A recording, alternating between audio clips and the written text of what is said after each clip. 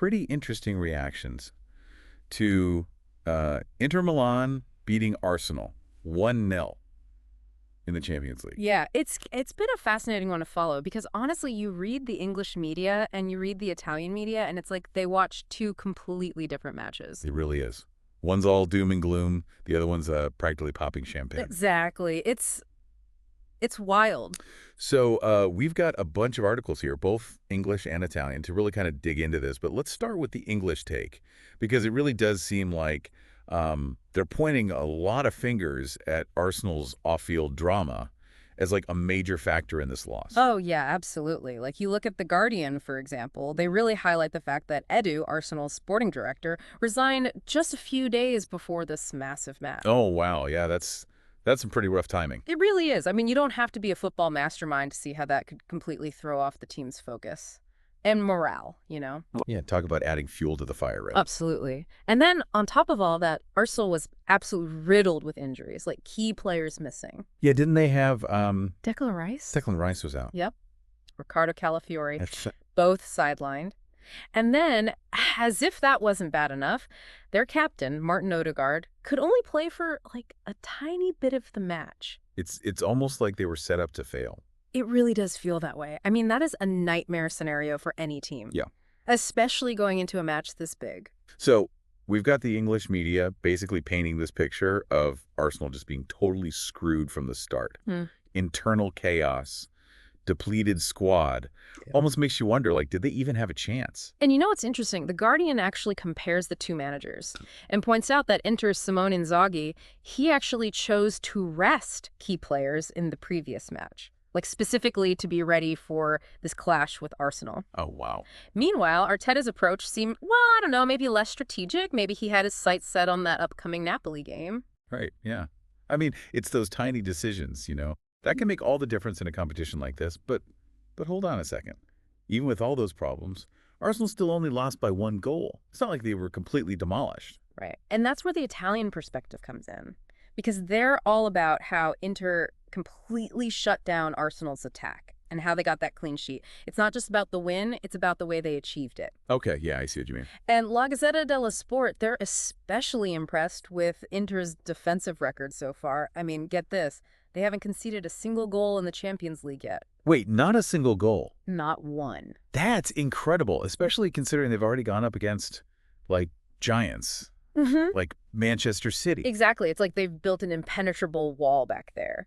And Yeah. La Gazzetta dello Sport, they give a lot of credit to Simone Inzaghi's tactical flexibility. He's been switching up his back three, using players like Alessandro Bastoni, Francesco Acerbi, Benjamin Pavard, Oh, wow, yeah. Jan Bisek, Stefan de Vrij.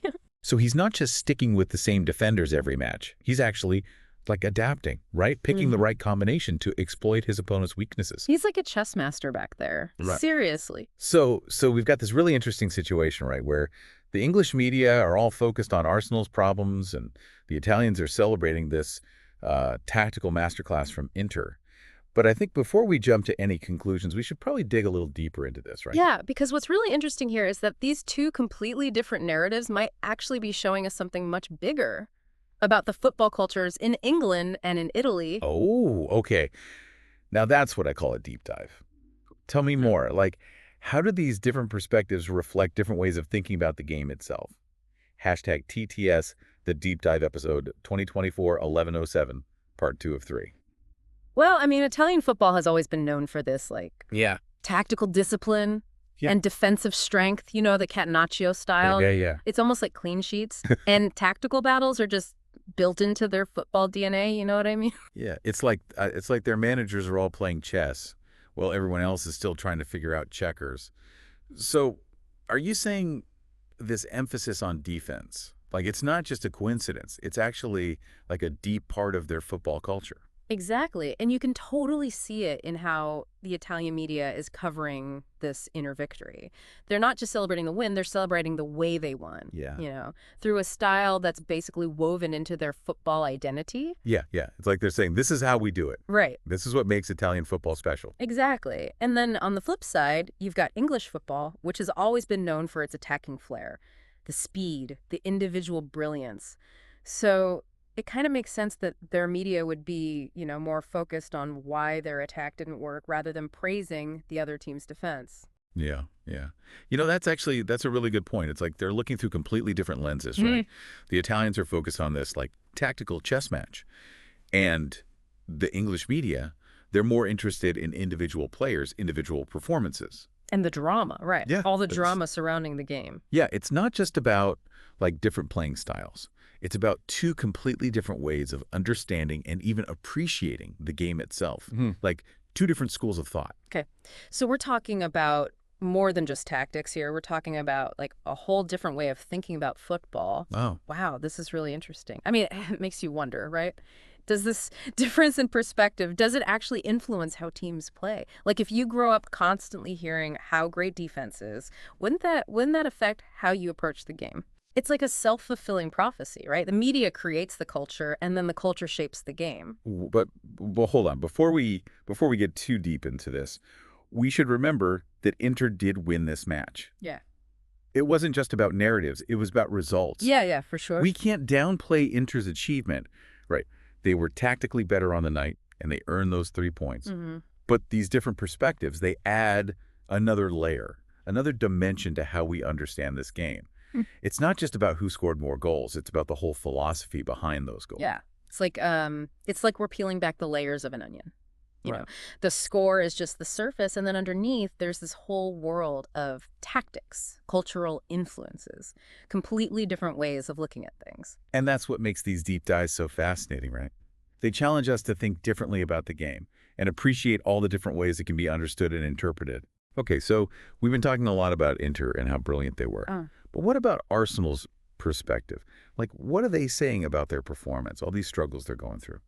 Well, besides the off-field drama and the injuries, there's this whole debate in the English media about the handball rule, which actually played a role in the match. The Telegraph, specifically, they're pretty critical of how that rule is being interpreted right now. They're saying it's inconsistent and needs to be looked at again. Huh.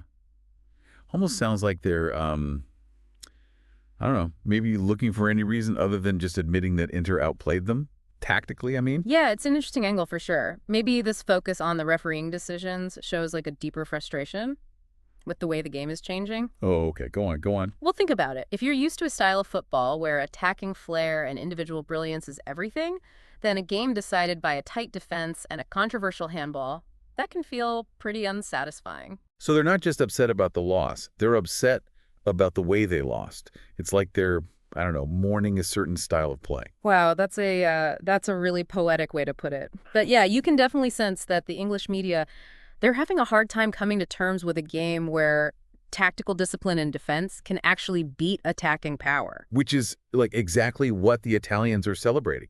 They see this as proof that their way of thinking about football is right.